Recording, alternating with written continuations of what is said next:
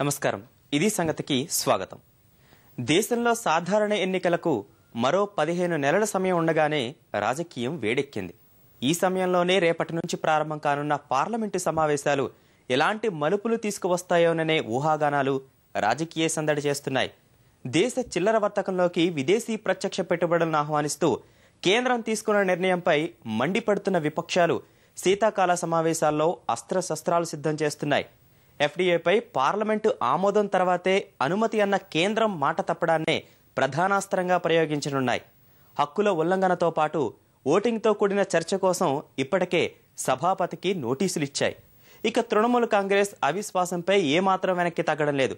విందు రాజకీయాలతో ప్రతిపక్షాల సవాళ్లను ఎదుర్కొనేందుకు కేంద్రం సిద్ధమైంది.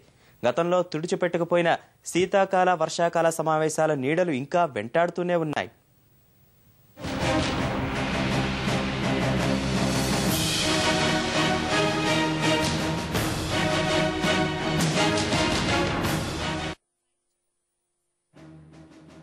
పార్లమెంట్ సమావేశాలు అంటే అర్థవంతమైన చర్చలు, విపక్షాల సూచనలు స్వీకరించే అధికార పక్షం, రాజకీయాలకు అతీతంగా ప్రజా సమస్యల పరిష్కారాలపై మథనం జరిపే వేదిక.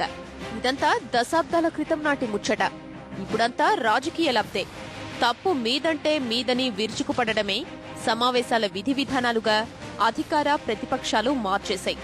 ఇలాంటి పరిస్థితుల వల్లే గత శీతాకాల వర్షాకాల సమావేశాలు తుడిచిపెట్టుకుపోయాయి. ముఖ్యమైన బిల్లులకు ఆమోదం లేకుండానే సమావేశాలు ముగిశాయి. శీతాకాల సమావేశాల్ని 2G స్పెక్ట్రమ్ కుంభకోణం ప్రభావితం చేసింది. ఈ అవినీతి బాగోతంపై పార్లమెంట్ సంయుక్త కమిటీ జేపీసీ వెయ్యాలని విపక్షాలు డిమాండ్ చేయగా కేంద్రం అంగీకరించలేదు. ఇక వర్షాకాల సమావేశాల్ని బొగ్గు క్షేత్రాల కేటాయింపుల కుంభకోణం కుదిపేసింది. ప్రధాని రాజీనామాకు విపక్షాలు పట్టుబట్టడం, అధికార పక్షం ఎదురుదాడికి దిగడంతో విలువైన సభా సమయం వృధా అయిపోయింది. ఇప్పుడు వంతు చిల్లర వర్తకంలోకి విదేశీ ప్రత్యక్ష పెట్టుబడులకు కేంద్రం పలికిన ఆహ్వానం. నిజం చెప్పాలంటే ఇప్పుడు ముందస్తు ఎన్నికలకు వెళ్లాలని దేశంలోని ప్రధాన పార్టీలేవీ కోరుకోవడం లేదు. పైకి మాత్రం మేకపోతు గాంభీర్యం ప్రదర్శిస్తున్నాయి. ఇప్పుడు ఎఫ్డీఐలపై అధికార విపక్షాల పోరు అలాంటిదే.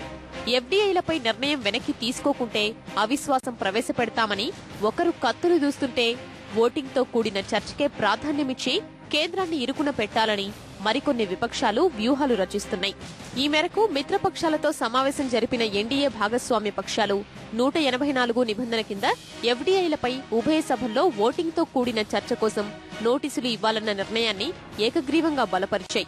ఎఫ్డీఐలపై పార్లమెంట్లో చర్చ తరువాతే నిర్ణయాన్ని అమలు చేస్తామని గత శీతాకాల సమావేశాల్లో నాటి ఆర్థిక మంత్రి ప్రణబ్ ముఖర్జీ ఇచ్చిన హామీని భాజపా గుర్తు చేసింది.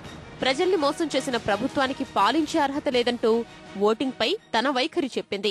The government has violated this solemn assurance given to both houses of parliament. The NDA will move a resolution under voting provisions seeking to disapprove the government decision and urging the government to withdraw this decision. The NDA believes that this government has failed on all fronts and time has come for it to go. The NDA would consult all the political parties to explore the possibility of a no confidence motion against this government. కేంద్రాన్ని ఇరుకున పెట్టాలంటే కేవలం నోటీసులు ఇచ్చి చర్చ కోసం పట్టుబట్టడం కాకుండా అన్ని పార్టీల మద్దతు తప్పనిసరని భావించిన ఎన్డీఏ ఈ దిశగా వ్యూహాలు రచించింది. ఎఫ్డీఐలకు వ్యతిరేకంగా భారత్ బంద్ పాటించిన పార్టీలన్నీ కలిసి రావాలని పిలుపునిచ్చి సైద్ధాంతిక వ్యతిరేకత కనబరిచే వామపక్షాలకు పరోక్ష ఆహ్వానం పలికింది. ఎఫ్డీఐలను వ్యతిరేకిస్తూ ఇప్పటికే వామపక్షాలు సభాపతికి నోటీసులు ఇవ్వడం వల్ల ఒకవేళ చర్చ జరిగితే కేంద్రానికి చిక్కులు తప్పవు. యూపీఏ ఒకప్పటి భాగస్వామ్యం తృణమూల్ కాంగ్రెస్ మాత్రం పొట్టేలంత బలంతో కొండను ఢీకొట్టేందుకే సిద్ధమవుతోంది. ప్రజా కంటక నిర్ణయాలు తీసుకుంటున్న యూపీఏ సర్కార్కి పాలించే అర్హత లేదంటూ అవిశ్వాస తీర్మానానికే మొగ్గు చూపుతోంది. ఈ విషయంలో చిరకాల ప్రత్యర్థులు వామపక్షాల మద్దతు కూడా తీసుకుంటామని స్పష్టం చేసింది. ఇందుకోసం సిపిఎం కార్యాలయానికి వెళ్లేందుకు అభ్యంతరం లేదని మమత తెలిపారు.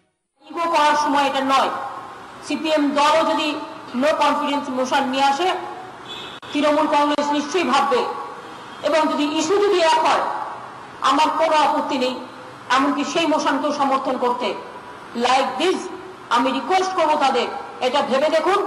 ইউপিএ দুর্নীতিবাজ এবং অ্যান্টি পিপুল সিদ্ধান্ত নিচ্ছে যেভাবে ডোন্ট কেয়ার অ্যাটিটিউড করে প্রত্যেকটা কেয়ার কাউকে করছেই না, যা ইচ্ছে করে যাচ্ছে গভর্নমেন্ট। పార్లమెంట్ సమావేశాలు సజావుగా సాగేందుకు సహకరించాలని సభాపతి మీరా కుమార్ నిర్వహించిన సమావేశంలోనూ విపక్షాలు తమ వైఖరి స్పష్టం చేశాయి. ఎఫ్డీఐలను అనుమతించడంపై సభను విశ్వాసంలోకి తీసుకుంటామని హామీ ఇచ్చిన ప్రభుత్వం హక్కుల్ని భంగపరిచిందని విపక్షాలు మండిపడ్డాయి.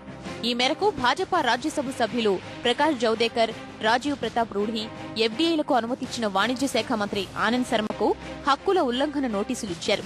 అయితే ఆనంద్ శర్మ మాత్రం కార్యనిర్వాహక వ్యవస్థ తీసుకున్న నిర్ణయం పార్లమెంట్ పరిధిలోకి రాదంటూ అడ్డగోలు వాదన చేస్తున్నారు.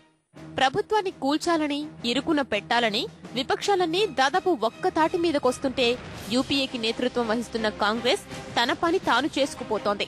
ఇప్పటికే ఎస్పీ అధినేత ములాయం సింగ్, బీఎస్పీ అధ్యక్షురాలు మాయావతితో ప్రధాని విందు రాజకీయాలు నెరిపారు. కేంద్రానికి బయట నుంచి మద్దతిస్తున్న ఈ ఇద్దరు నేతలు ఎఫ్డీఐలను వ్యతిరేకిస్తున్నాయి. ఈ విషయంలో భాగస్వామ్య పక్షాల మద్దతు కూడగట్టిన మన్మోహన్ సింగ్ కి డీఎంకే మరోసారి ఝలకిచ్చింది. ఆయన ఇచ్చిన విందు సమావేశానికి డుమ్మా కొట్టింది. DMK is a valuable ally, and I am sure the senior leadership of the Congress, including the Prime Minister, has spoken and will speak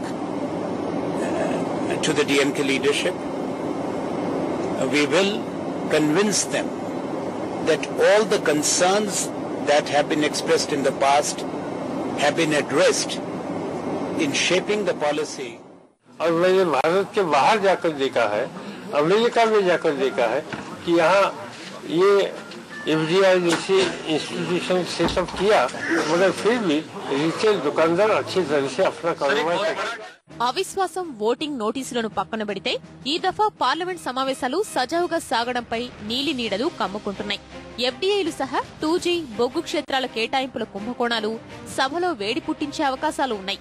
కేవలం ఎఫ్డీఐల జపం చేస్తున్న కేంద్రం నిష్క్రియాపరత్వం ప్రదర్శిస్తూ దేశాన్ని అధోగతి పాలు చేస్తోందని ఆరోపిస్తున్నాయి. ఈ అంశంపై శ్వేతపత్రం విడుదల చెయ్యకుంటే మూల్యం చెల్లించుకోక తప్పదని హెచ్చరిస్తున్నాయి.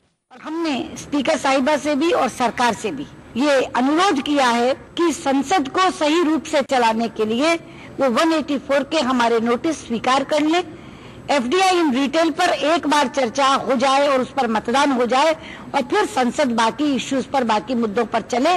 हम सदन चलाने में पूरा सहयोग करना चाहते हैं। पार्लियामेंट चलाने के लिए पहले दफा हम लोगों ने गवर्नमेंट को भी बोला है, ये आपका जिम्मेदार बनता है, जो एश्योरेंस आप दिया एफडीआई के बारे में, उसको लेते हुए पार्लियामेंट में चलना है, तो आप अपना जो है ना कल सहयोग करिए। 184 को जो है एक्सेप्ट करने के लिए आप भी बोल दीजिए, बोल के हम लोगों को डिमांड किया. అవిశ్వాసం, ఓటింగ్ ఏది జరిగినా ప్రభుత్వం పడిపోయే పరిస్థితులు మాత్రం కనిపించడం లేదు. కేంద్రానికి కావలసినంత బలమే ఉంది. 545 మంది సభ్యులున్న లోక్సభలో సాధారణ మెజారిటీ 273. ప్రభుత్వానికి ప్రస్తుతమున్న బలం 265. ప్రభుత్వానికి ఎస్పీ, బీఎస్పీలు బయటి నుంచి మద్దతిస్తున్నాయి. అంటే ప్రభుత్వ బలం 308. ఎఫ్డీఐలను వ్యతిరేకిస్తూ కేంద్రంపై అసంతృప్తిగా ఉన్న 18 ఎంపీలున్న డీఎంకే ప్రభుత్వానికి వ్యతిరేకంగా ఓటు వేసే అవకాశం లేదు. ఒకవేళ అదే జరిగినా ఇప్పటికిప్పుడు ఎన్నికలు కోరుకోని ఎస్పీ, బీఎస్పీ ఇచ్చే మద్దతుతో తేలికగా బయటపడే సూచనలు ఉన్నాయి. There are precedents of this. It's not an assurance in that sense of the word, because there is a committee on assurances also. So in the next 2 days we'll see what Pranab Mukherjee said. We'll go into the records, we'll go into all the facts and try and find a way out which enables a fruitful and a constructive discussion on this subject. అధికార, విపక్ష సభ్యుల తీరుతో గత శీతాకాల సమావేశాలు తుడిచిపెట్టుకుపోయాయి. 32 బిల్లులపై కనీసం చర్చ కూడా జరగలేదు. వర్షాకాల సమావేశాలదే అదే దారి. 75% సభా సమయం వృధా కాగా స్వాతంత్ర్యం తరువాత ప్రజా సమస్యలపై చర్చలు లేకుండా ముగిసిన రెండో పార్లమెంట్ సమావేశాలుగా నిలిచిపోయాయి. వర్షాకాల సమావేశాల్లో 32 బిల్లుల్లో కేవలం 4 మాత్రమే ఆమోదం పొందాయి. మహిళా లైంగిక వేధింపుల నిరోధ చట్టం, ఈశాన్య ప్రాంతాల సవరణ బిల్లు, భారత జాతీయ రహదారుల సవరణ bill 2012, all India medical science సవరణ బిల్లులు ఎలాంటి చర్చ లేకుండానే ఆమోదం పొందాయి. వర్షాకాల సమావేశాల్లో 25 బిల్లులు సభ ఆమోదానికొస్తాయని కేంద్రం ప్రకటించింది. మరో 10 బిల్లులు ప్రవేశపెడతామని వివరించింది. వీటిలో ఎన్ని బిల్లులపై చర్చ జరుగుతుందో, ఏవి ఆమోదానికి నోచుకుంటాయో చెప్పలేని పరిస్థితి. విపక్షాల నుంచి సవాళ్లు ఎదుర్కొంటున్న కాంగ్రెస్ కి ఆంధ్రప్రదేశ్ కి చెందిన సొంత పార్టీ ఎంపీల వ్యవహారం కలవరపెడుతోంది. ఈ నెల 22, 23 తేదీల్లో లోక్సభకు తప్పకుండా హాజరు కావాలని విప్ జారీ చేయగా తెలంగాణపై సానుకూల నిర్ణయం వస్తేనే హాజరవుతామని ఈ ప్రాంతానికి చెందిన ఎంపీలు స్పష్టం చేస్తున్నారు. ఇక కేంద్ర మంత్రివర్గ పునర్వ్యవస్థీకరణలో చోటు దక్కుతుందని ఆశించి భంగపడిన సీనియర్ ఎంపీ కావూరి సాంబశివరావు సమావేశాలకు హాజరు కాబోనని తేల్చి చెప్పారు.